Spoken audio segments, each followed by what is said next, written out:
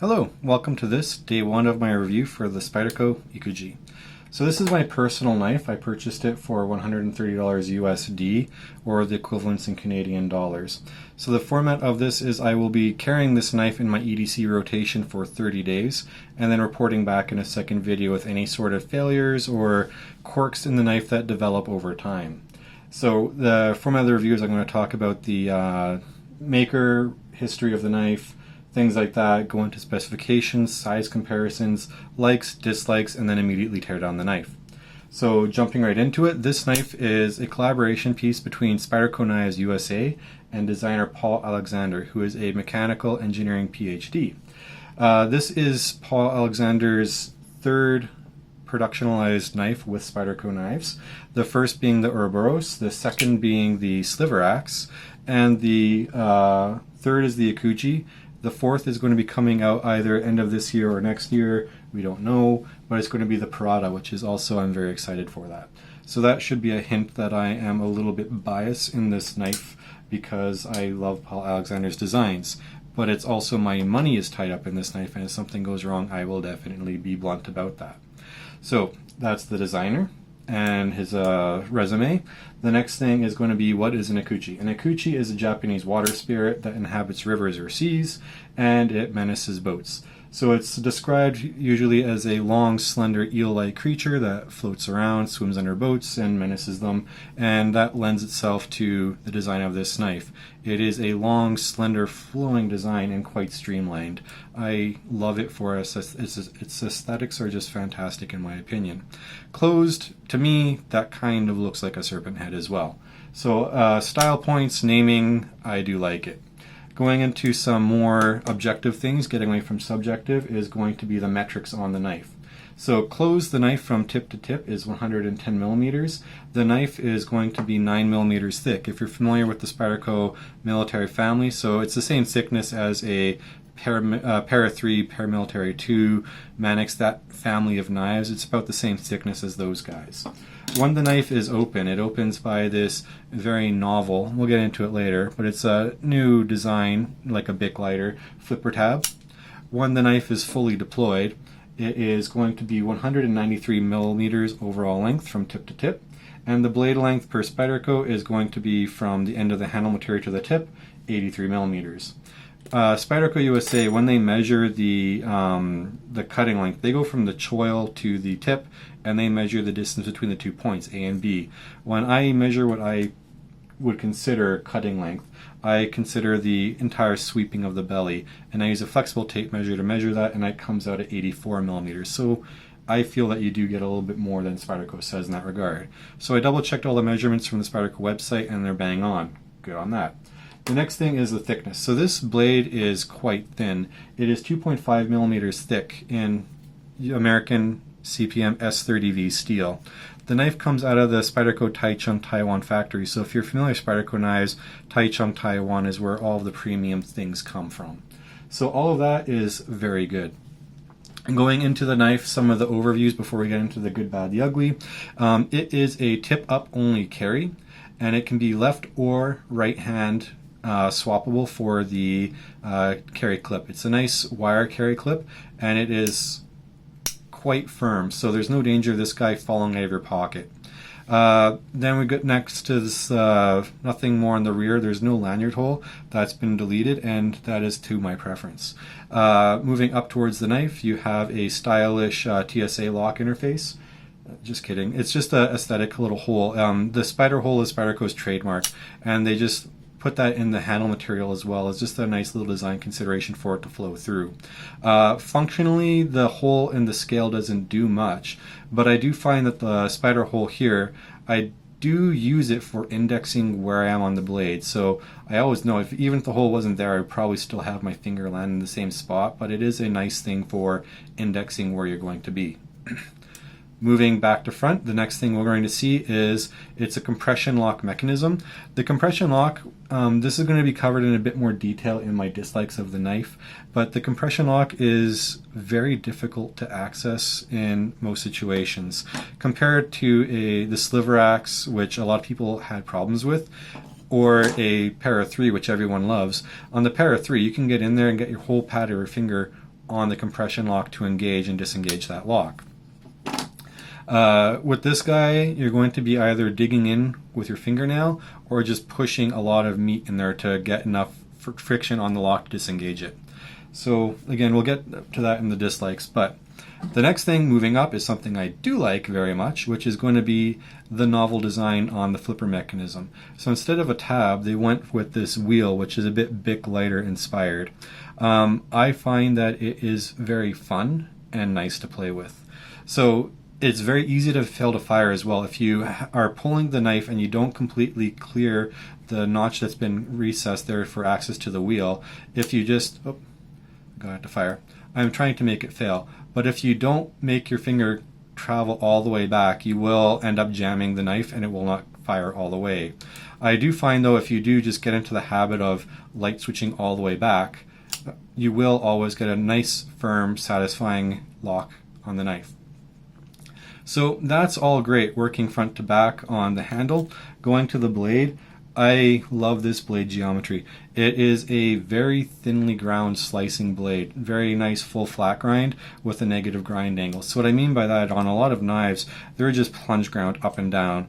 This guy, they went with a negative grind angle, so combined with the distal taper, the very generous belly on this knife, this guy just slices like a demon. So it is just an absolute slicing machine. So its namesake is a Japanese water spirit, but really this thing's a demon for cutting. So that is the front to back. When I tear down the knife, actually I'll show it now, there's a few really nice design considerations internally on this knife. So the standoff that's being used for the what's it called? Pocket clip.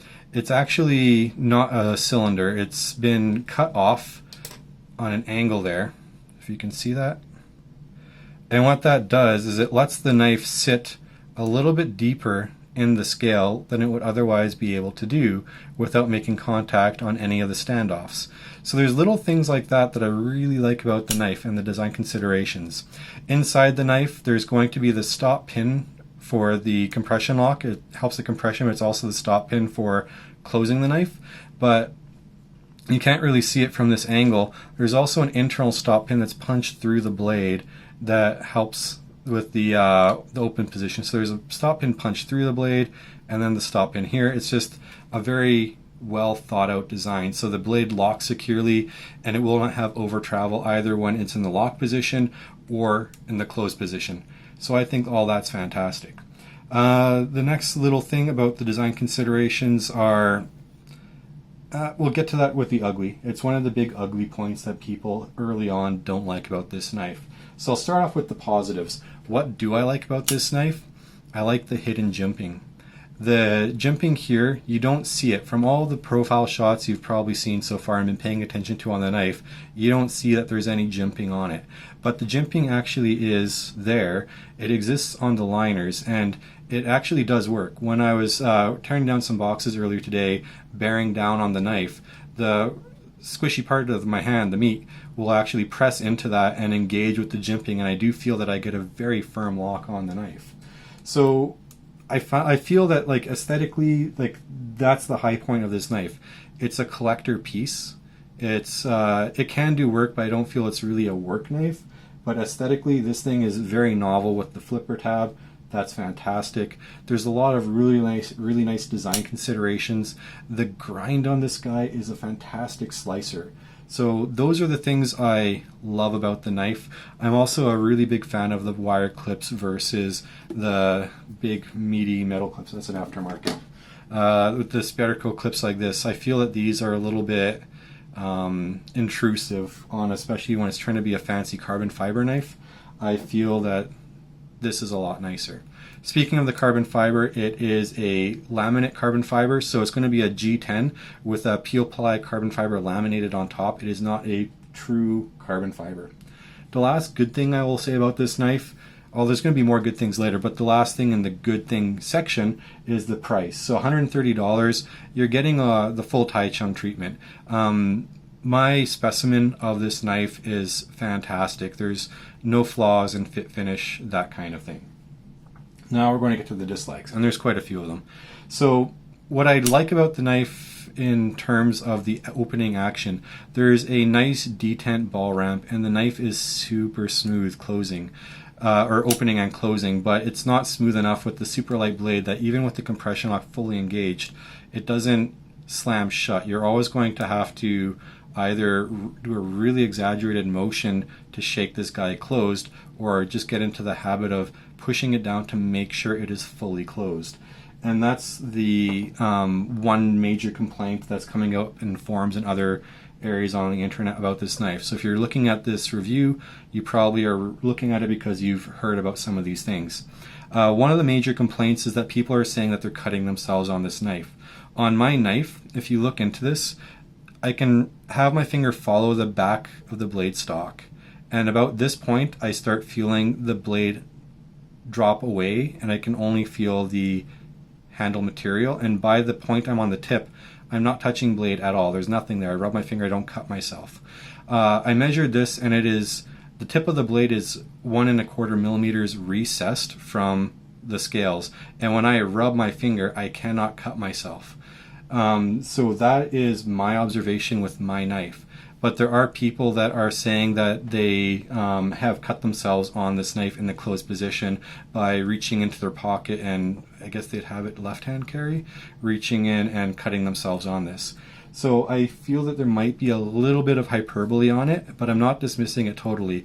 While it's improbable, it is possible. When I'm using my calloused hand, I can't get meat in there. But when I'm using my baby soft hand, I can actually press enough flesh down in there. You can see I'm almost touching the standoff, and I can engage with the blade material, and I can get a little bit of a cut on the skin. But it's only superficial cuts. The people saying that they cut themselves and they bleed out, that's, I feel, a little bit of hyperbole. But not dismissing it. It may happen. If it does happen, just try and address it. You can blunt the tip, which would be a very big shame, because the tip on this guy is so keen and so slicey. It would be a real big shame to blunt that guy. So that's the biggest con about this knife that people have said so far in the community, is that if this is in your pocket, either if you're carrying it right hand and it's in the forward position, you're going to try to slip behind it, I am rubbing my finger and not cutting myself. But people have claimed they cut themselves, and I don't doubt them. I just think there might be some exaggeration. Last thing about the don't likes about this knife is the flipper does not work when either it is wet or you are wet. So I found when after using this knife to cut up some fruits and veggies and then trying to use it afterwards, when my hand was a little bit wet or the tab is wet, I just couldn't get enough traction on the wheel to get it to fully deploy. So that would be the bad part of it. When this knife is in an ideal situation, so this is going to be more tailored towards the gentleman carry, that's not a problem. It will just work for you. So that is the other disadvantage of this knife. So those are the day one likes and dislikes. It will change over the 30 days, and I'll report back and let you know, like if the really thin blade ends up kinking or something, if I bend it, or if I end up just loving it and tearing down trees, who knows what's going to happen with this guy. So now we're going to get into the teardown of this knife. Well, before that, I just want to show a quick side-by-side of the Ikuchi with the sliver axe. If you're a fan of the sliver axe, the ergonomics on this guy, the hump on the back, it fits in the hand the same way that the sliver axe will hug into the hand, and that's because this knife is literally half a sliver axe. It's the same shape, dimensions, curvature, height as a sliver axe, but it's just half the knife. So I thought that was a very neat trick and a little bit of an Easter egg for people that have both knives. Okay, so tearing it down. What do you need? You're going to need a T6 driver, and you're going to need a T8 driver. So to tear this guy down, I found that the best thing to do, and I have done it once before just to make sure it's nothing tricky, I found that taking off the pocket clip first will really help. And why that helps is that you can just lay the knife down flat. Alright, so now that that's out, I'm going to loosen all the other screws, and then loosen the pivot.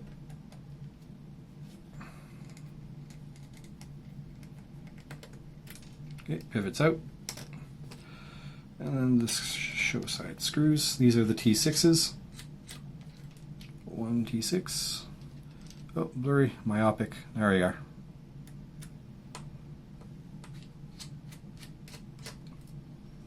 No, I don't think I fully took out that other one. Yeah, the last standoff needs to come off a little bit more. There we are. So here's a look at the scales. They're both the same, but, well, not the same but different. This one has the milling for the compression lock. So, nice and simple. And this, however, is where it starts to get a little bit more complex and beautiful. So I'm just going to, the knife, the compression bar, already pushed it off a little bit. I'm going to slowly open it slightly and pry up. And then, oh, I have to push the pin out all the way. Here's my T6. T6, and then just pivot all the way through, caught it in my fingers. And now, just get the blade out of there so I don't hurt myself. I'm going to harvest the washers off of that. And there's a thing. So now, just have to get it off the standoffs. A little bit of prying. And there we go. So this is what I was talking about earlier. Let's get it to focus. There you go. So you can see here, this is what I was talking about with the standoff not being a true cylinder. You can kind of see the flow of the blade, how it just would sit in there quite nicely. So that's the one side and the reverse. Let's get to focus. There we are. Nice detent ball, standard compression lock. If you have torn down a Spyderco knife, that is par for the course. So.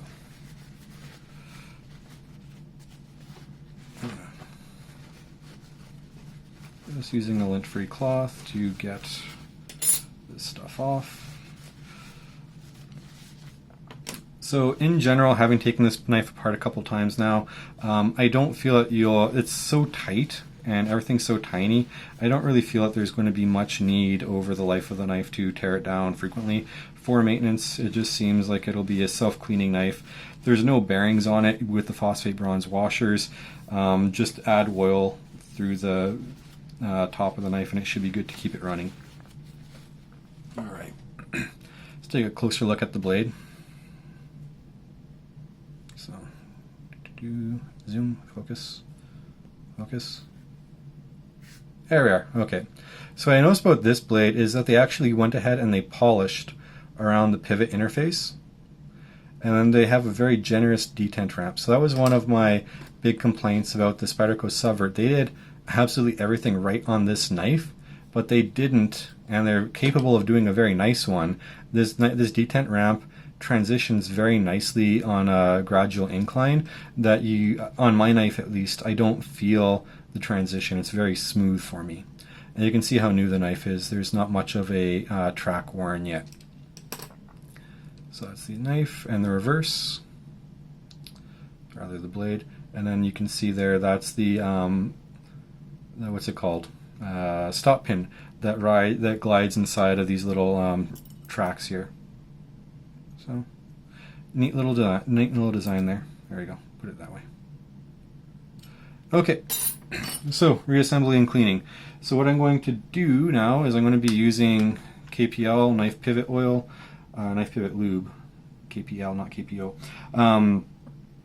And it's not preference, it's just what I have right now, so not an endorsement in any way.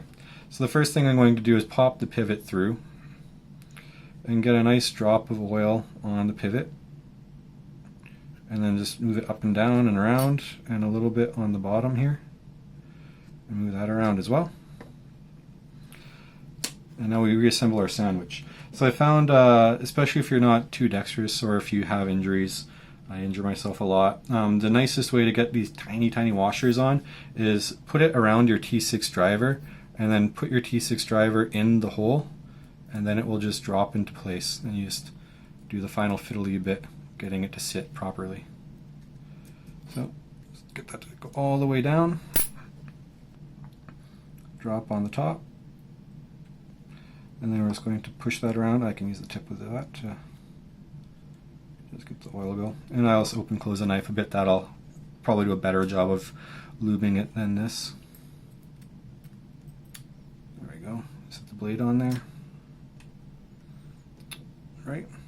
So now we're just going to put a little bit of lube here as well. That's going to go on the opposite side of this pivot. Then the detent ball track, just a tiny drop, and oh, it's a huge drop. It just keeps running, not even squeezing the bottle. Okay, so that is over lubed, but it's fine.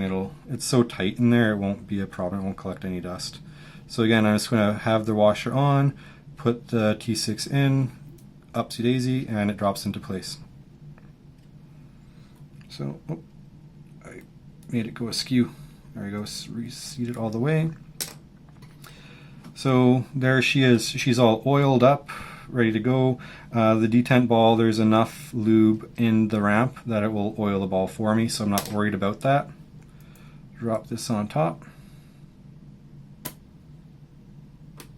So the one thing you want to be careful of is when you have this guy going back together, make sure that this, it's keyed on the bottom side, that the little D shape here is going to be in the right direction.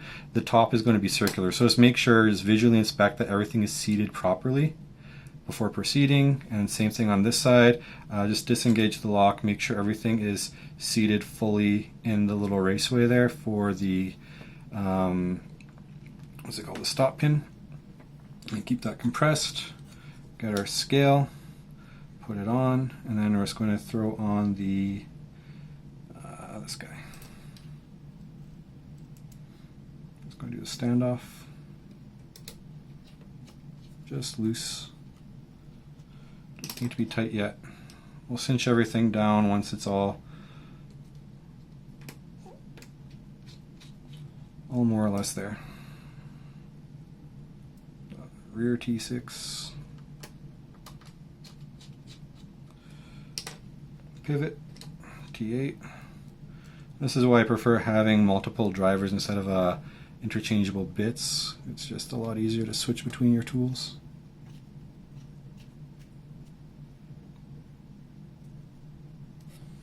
Okay, I'm just going to flip her over.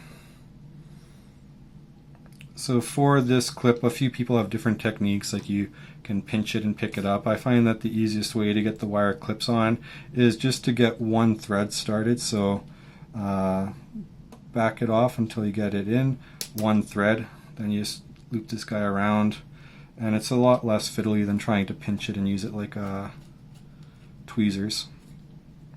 So I'm going to cinch this guy all the way down. And it will be a little bit loose until you tighten down the opposite side as well. So if your pocket clip does come loose, make sure both sides of the standoff are tightened, and that'll remove any sort of play in your pocket clip. And T6 time. Tight, tight. And then compression lock. I'm just guiding it by hand to make sure it's in the right position. And then, oh, actually I got it.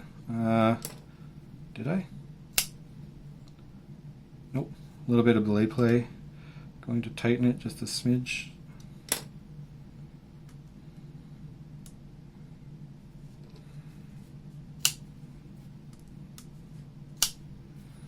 So it fires open very nicely, and still just a hair of blade play, so because it's on phosphate bronze, I can go just a little bit tighter and it doesn't drop shut anyway. There we go. And no blade plate, it's all been removed.